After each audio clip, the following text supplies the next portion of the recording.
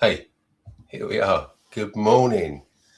And we're back with another property finance Q&A.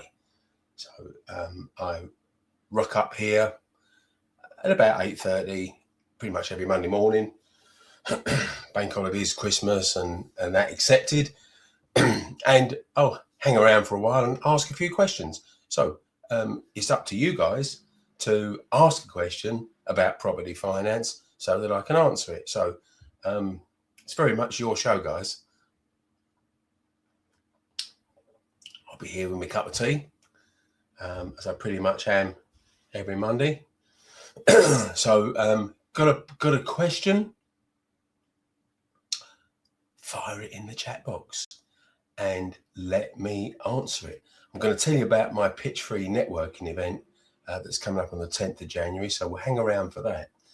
And in case you're curious, just go there, pitchfreenetworking.com. It's underneath my name on the screen there. And just check out what it's all about. But that's on the 10th of January. I'm going to tell you more about that. So got a question? Put it in the chat box and I'll answer it for you live. Anything about property finance, anything that you're struggling with, anything that is puzzling you, then don't sit and be puzzled. Ask the question and I'll give you the answer you need to know. So we've got Graham coming in here. He's quick off the mark this morning. Hello, Graham. Good to see you, buddy. And said, got a question. So good morning. Morning, Graham. My partner, and I always put these up on screen, you see, so that as I read out the question, you can visually see it as well. I know that helps a lot of people. So there we are. My partner has a 200,000 property paid for with no mortgage. She's looking to move to a 250,000 property. She's only working part-time, age 57, earning about 13K. And she's looking to buy it in her own name as her personal residence. Yeah, well, you would do if it was your own name.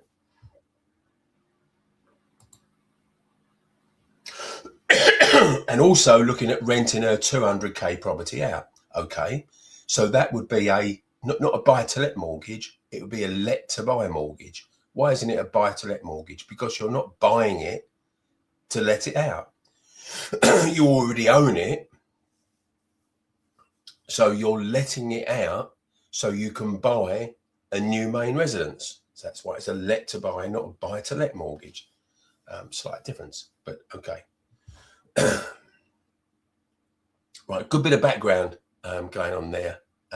So if you're going to put any more detail on there, then I'll wait to see that. But let's work on what we know now. Right. So your partner can get a 75% let-to-buy mortgage on that, which gives her £150,000 cash in her bank. Now, that means that she's got 150 grand to put towards her new property. Now, she wants to buy it for 250. She can raise 150 in cash. That means she's 100K short.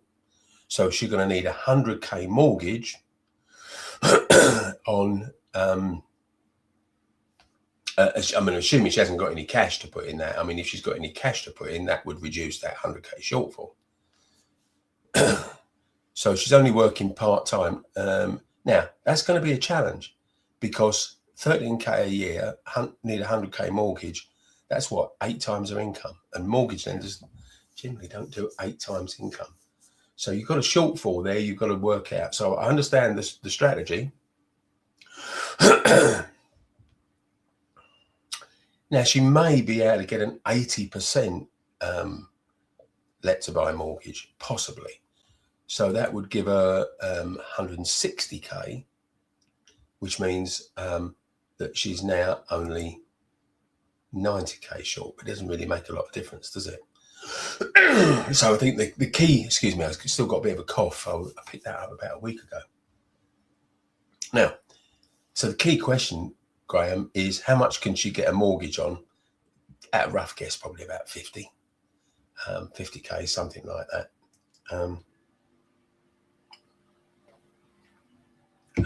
But you know, the guys in our brokerage can be more specific on that.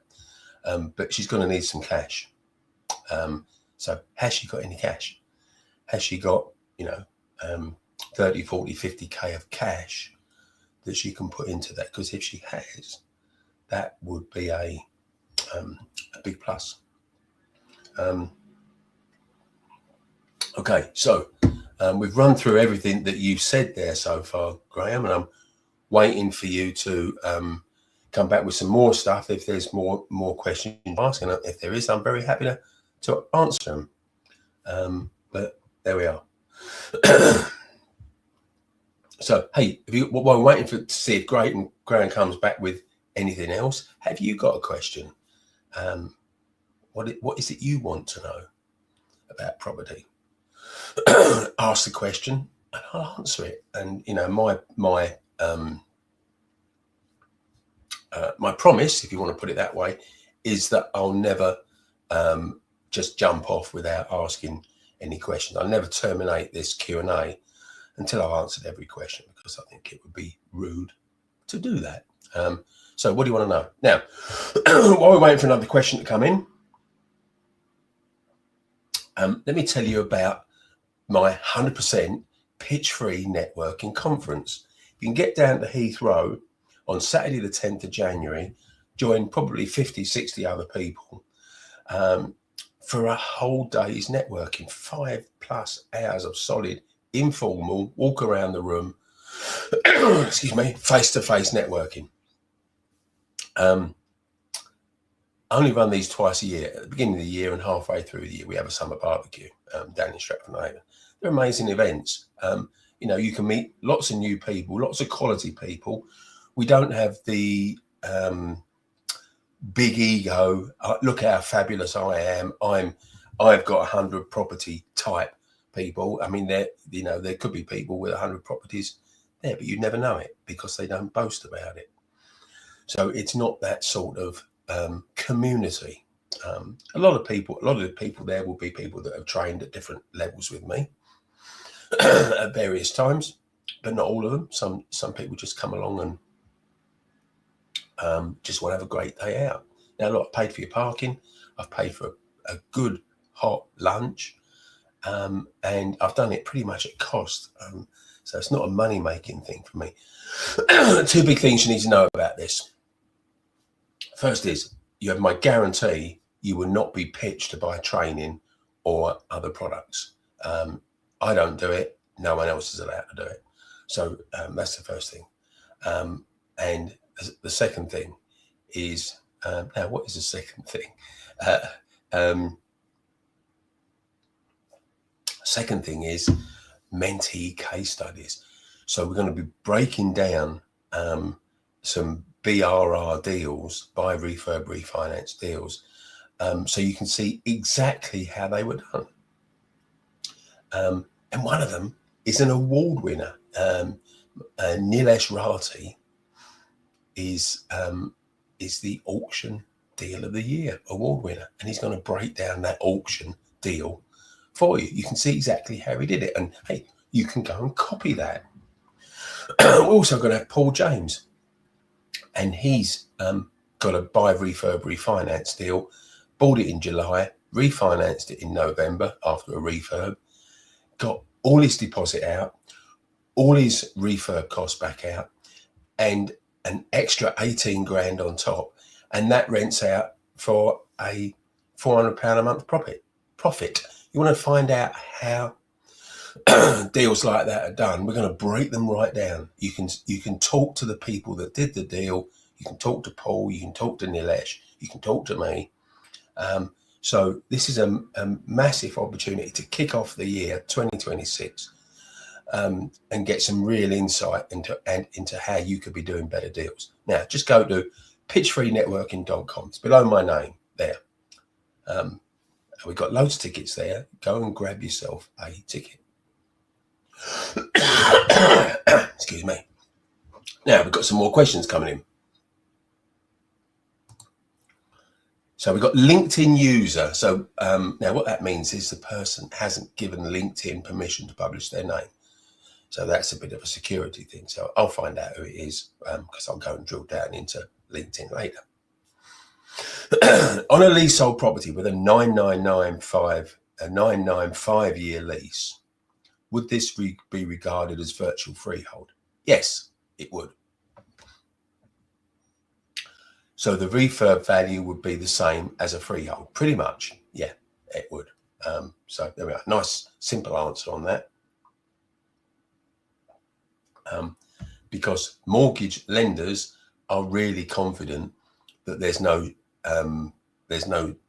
possibility in the foreseeable future of the lease becoming short. In fact, we've got the best part of 1,000 years. It's not going to become a problem until the end of this millennia. So I think we're pretty safe on that, don't you? There we are. So here's Snow Doggy Dog. Hi, Philip. How you doing, buddy?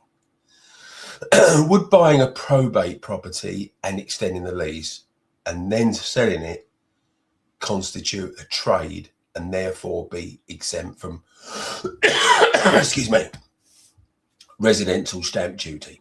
I don't think so. And here's why. You can't, buying and then selling a probate property can be a legitimate stamp duty exemption.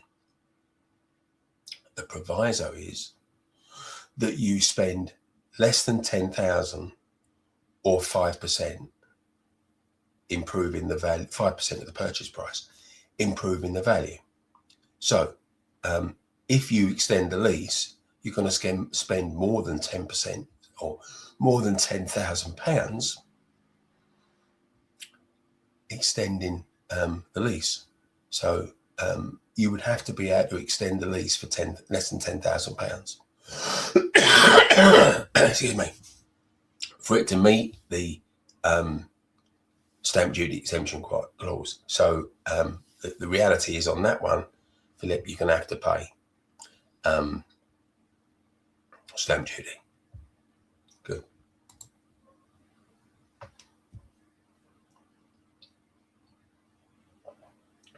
Okay, so come back with some stuff. Good. So if she's able to make the shortfall in cash, good if she can. Would she be able to pass the affordability of the mortgage on the new property? Yes. Now, if you want to hook up with me, then I can put you in touch with David, who's our main residence specialist broker in the brokerage. Now, David will tell you exactly how much she could get a mortgage for. Excuse me. Sorry about the coughing, guys. Yeah, I've had it for about a week. Can't seem to shake it off at the moment. But there we go. And the property that she'll be renting out. Yeah. So to get a full spread of let to buy to let lenders, she need to be earning 25,000 a year, which she isn't. So that would mean that there would be a restricted choice of lenders, but there would still be a choice of lenders. So now, how can you contact me? Let me give you a couple of ways. You're coming through YouTube, so you can go back to my YouTube homepage and just look for the little line of text, welcome to this channel. Along the top, there's a word in bold that says more, and you click on that as a drop-down menu. You can get my email there, but we'll give you another way to do it as well. Let's give you my property finance expert Facebook page. Let's do that. I'm just going to cut and paste that and pop that in here.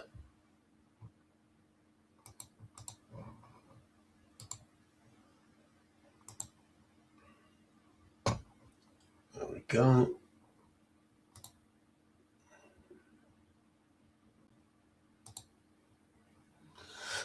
So second way to contact me is just to go on Facebook /Kevin Wright Property and message me there.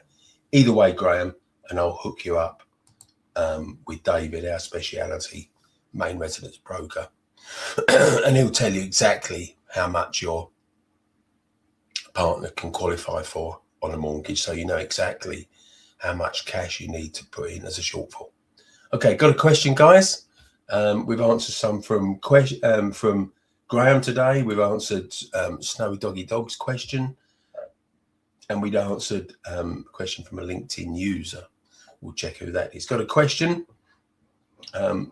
Fire it in here and let me answer it. I'll be around for a little while yet. So there we are.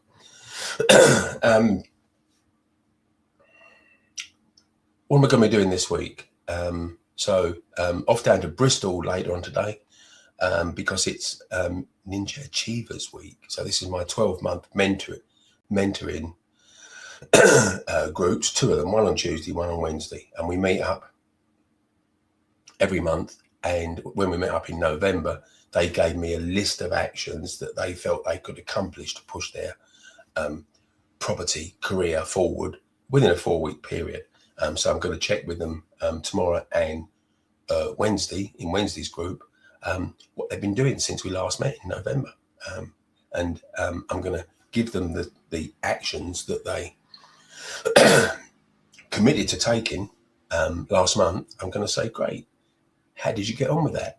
And it's a brilliant motivator, because no one wants to actually sit in a room full of people. And there's only maximum 10 in these groups ever. Sometimes they're smaller than that. No one wants to sit in a room of people that last month they said, I'm going to do this, and this. And then have to say, yeah, I didn't do it. No one does that. So it's a proven way to get stuff done. And talking about that, here's Andrew from tomorrow's group. Hello, Andrew. What can be used in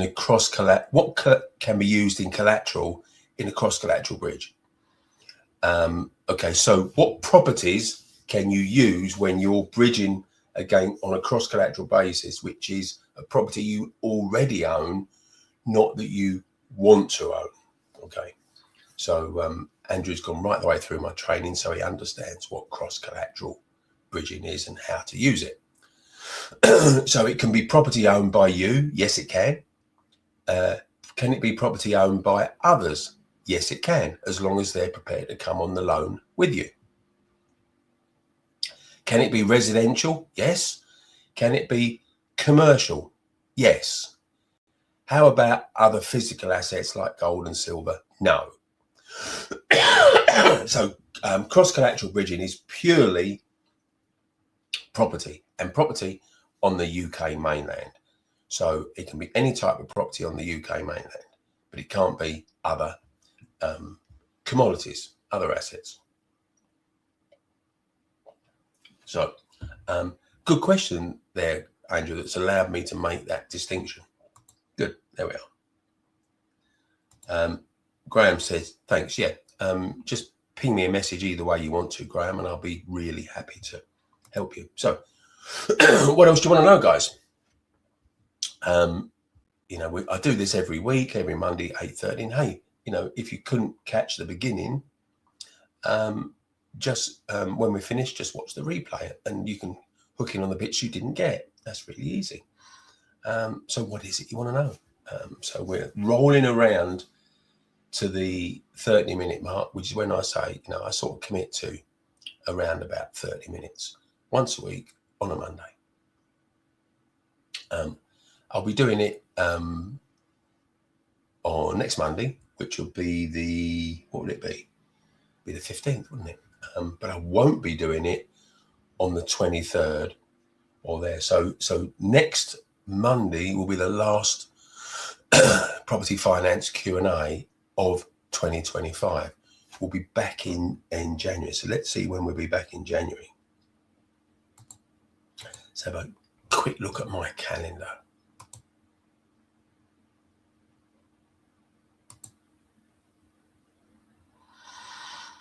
So it'll be Monday the 5th of January will be the last time that I'm, or the next time that I'm available after next week.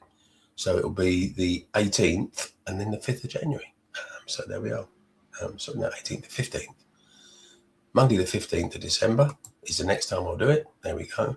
But then it will be not the 22nd, not the 29th, but the 5th of January. So we'll have a 2-week gap while we all enjoy ourselves in whichever way is most appropriate for us over the Christmas period. Good. So, anything else you want to ask? Because we're going to be wrapping up pretty shortly if that's not the case.